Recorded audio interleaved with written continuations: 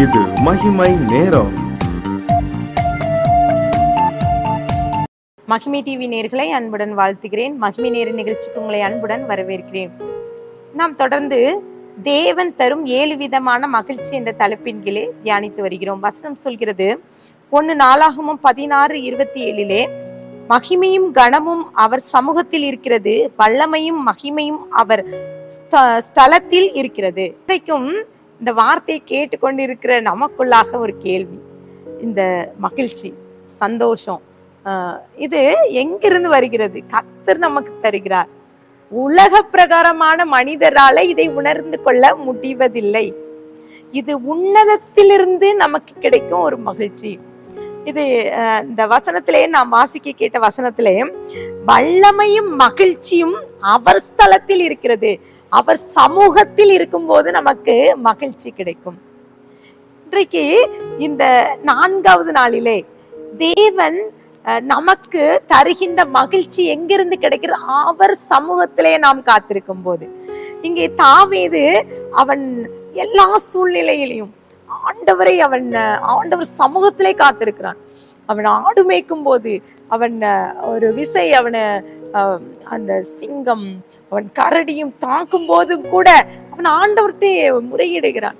அநேக சூழ்நிலையை ஆண்டவர் சமூகத்திலே உட்கார்ந்து இருக்கிறான். ஒரு சூழ்நிலையில் வரும்போது அந்த தாவீது அவனுக்குள்ளாக ஒரு கேள்வி, ஒரு வசனம் சொல்லுது பாருங்க, 2 சாமுவேல் 6:12 தேவனுடைய பெட்டி நிமித்தம் கர்த்தர் ஓபேத் ஏதோமின் வீட்டையும் அவனுக்கு உண்டான எல்லாவற்றையும் ஆசீர்வதித்தார். அது தாவீதுக்கு அறிவிக்கப்படுகிறது. அப்பொழுது தாவீது தேவனுடைய பெட்டியை ஓபேத் ஏதோம் வீட்டிலிருந்து தாவீது நகரத்துக்கு மகிழ்ச்சியுடனே கொண்டு வந்தான். அவனுக்கு ஒரு துக்கம். அந்த சூழ்நிலையில கர்த்தருடைய பெட்டி அவன் அதை தாவீது நகரத்துக்கு கொண்டு வர வேண்டும்.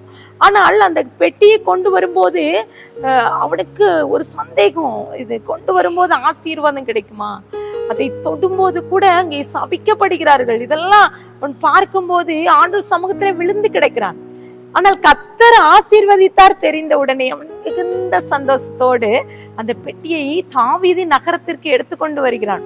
இன்னும் வசனம் சொல்லுது 1 நாளாகமம் 13:8 தாவீதும் சகல இஸ்ரவேலரும் தங்கள் முழு பலத்தோடு தேவனுக்கு முன்பாக சுரமண்டலங்களையும் தம்புருக்களையும் மேளங்களையும் கைத்தாளங்களையும் பூரிகைகளையும் சேவித்து மகிழ்ச்சியாய் ஆடி பாடினார்கள் என்று சொல்லி அங்கே குறிப்பிடப்படுகிறோம். மிகுந்த சந்தோஷம், அவனுக்குள்ளாக இருந்த மனக்கலக்கம் மாறுது. அதற்கு காரணம் தாவீது ஆண்டவர் தேவ சமூகத்தை நாடினான். இன்றைக்கும் எதற்காக நாம் பிரயாசப்படுறோம்? ரொம்ப இந்த உலகத்துல நாம் எதிர்பார்க்கிறோம் ஒரு சந்தோஷம், ஒரு மகிழ்ச்சி, அதற்காக நம்ம ஓடிக்கொண்டிருக்கிறோம். அது எங்கே கிடைக்கிறது? எங்கெங்கெல்லாம தேடி இருக்கிறோம். ஆனால் அது தேவ சமூகத்துல இருக்கிறது. சங்கீதம் 37:4 கர்த்தரிடத்தில் மனமகிழ்ச்சியாரு, அவர் உன் இருதயத்தின் வேண்டுதலை உனக்கு அருள் செய்வார். அவர் சமூகத்துல உட்கார்ந்து சந்தோஷமா பாட்டு பாடி அந்த சமூகத்துல நீங்க ஆர்ப்பரித்து பாருங்க, நிச்சயமா ஆண்டவர் மன மகிழ்ச்சியை தருவார். நம்ம வாழ்க்கையில அநேக சூழ்நிலைகள் உண்டு, நிறைய பிரச்சனைகள். அப்போ நம்ம என்ன செய்யணும்? தேவனை தேடணும், காத்திருக்கணும். வசனம் சொல்லுது சங்கீதம் 43:4 நான் தேவனுடைய பீடத்தண்டைக்கும் என் ஆனந்த மகிழ்ச்சியாயிருக்கிற தேவனிடத்துக்கு பிரவேசிப்பேன். தேவனே, என் தேவனே, உம்மை சுரமண்டலத்தால் துதிப்பேன் என்று சொல்லி தாவீது சொல்கிறான். பாருங்க, அவன் தேவ சமூகத்துல அவன் பிரீதியானவனாக, ஆண்டவருக்கு பிரியமானவனாக இருக்க காரணம் அவன் தேவ சமூகத்தை தெரிந்து கொண்டான். பாருங்க, சில நேரங்கள்ல நாம் தேவ சமூகத்தை தேடி நாடி ஓடுகிற சில கூட்டங்கள் உண்டு. சிலர் பாத்தீங்கன்னா எப்பனாலும் ஆலயம் மணி ஓசை கேட்ட உடனே ஓடி வந்து விடுவார்கள். சில நேரங்கள்ல அவனுடைய ஜெப ஜீவியத்தை பார்க்கும்போது ஆண்டவர் சமூகத்துல ஆலயத்துக்கு வருவது அது ஒருவேளை ஆண்டவர் சமூகம் என்பது ஆலயம் மாத்திரமல்ல, நாம் இருக்கிற இடத்திலே ஆண்டவருக்காக ஜெப வேளையிலே ஆண்டவருக்கு காத்திருக்கிற இடம் கூட தேவ சமூகம் தான். பாருங்க, சங்கீதம் 37:11 சாந்த குணமுள்ளவர்கள் பூமியை சுதந்திரித்து மிகுந்த சமாதானத்துல மனமகிழ்ச்சியாய் இருப்பார்கள் என்று குறிப்பிடப்பட்டிருக்கு. சங்கீதம் 92:4 கத்தாவே உமது செய்கைகளினால் என்னை மகிழ்ச்சியாக்குகிறீர், உமது கரத்தின் கிரியையின் நிமித்தம் ஆனந்த சத்தமிடுவேன். சங்கீதம் 105:3 கர்த்தரை தேடுகிறவர்களின் இருதயம் மகிழ்ச்சியாக இருக்கும், அவரை தேடுகிற இருதயம் எப்பொழுதும் மகிழ்ச்சியா இருக்குன்னு சொல்லி இந்த சங்கீதக்காரன் சொல்கிறார். ஒருவேளை நம் அவர் சமூகத்துல அவரை தேடும் போது மகிழ்ச்சி கிடைக்கும். தேவைக்காக தேடுவதல்ல, நன்றாக தெரிந்து கொள்ள வேண்டும். கிறிஸ்தவ வாழ்க்கையில நம் தேவைக்காக ஆண்டவரை தேடும் போது அந்த மகிழ்ச்சி நாம் கிடைப்பதில்லை. மாறாக நாம் தேடும் போது, ஆண்டவரை தேடும், ஆண்டவர் சமூகத்திலே காத்திருந்த ஆண்டவரை தேடும் போது அந்த மகிழ்ச்சியை கத்தத்தது. அது எதிர்பார்க்காமல் ஆண்டவரை தேட வேண்டும். சங்கீதம் 119:77 உம்முடைய வேதம் என் மன மகிழ்ச்சி. சில நேரங்கள்ல நம் துக்கத்தோடு இருக்கும்போது வேதத்தை எடுத்து வாசித்து அந்த சமூகத்துல காத்திருக்கும் போது மிகுந்த மகிழ்ச்சி நமக்கு கிடைக்கும். சங்கீதம் 119:92 உமது வேதம் என் மன மகிழ்ச்சியா இருந்தால் என் துக்கத்திலே அழிந்திருப்பேன்.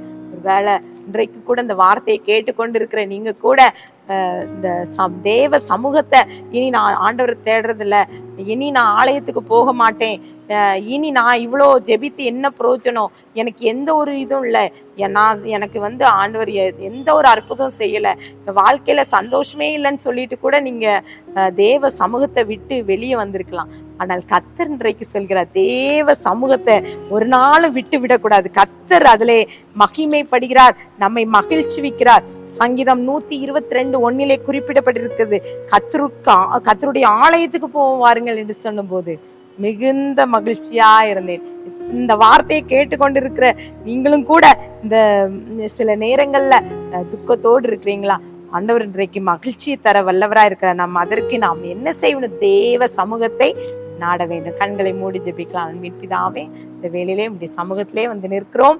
எங்களை சப்பா மகிழ்ச்சி, ஆனந்த மகிழ்ச்சி, சந்தோஷத்தை கேட்கும்படி செய்யுங்க. கர்த்தருடைய ஆலயத்துக்கு போவோம் வாருங்கள் என்று சொன்னபோது மிகுந்த எங்களுக்கு அப்படிப்பட்ட மகிழ்ச்சியை தாங்க. உங்களுடைய சமூகத்திலே எங்களை தாழ்த்துகிற உரிமையாக்குறோம். மீட்பர் மூலம் கேட்கிற பிதாவே, ஆமென்.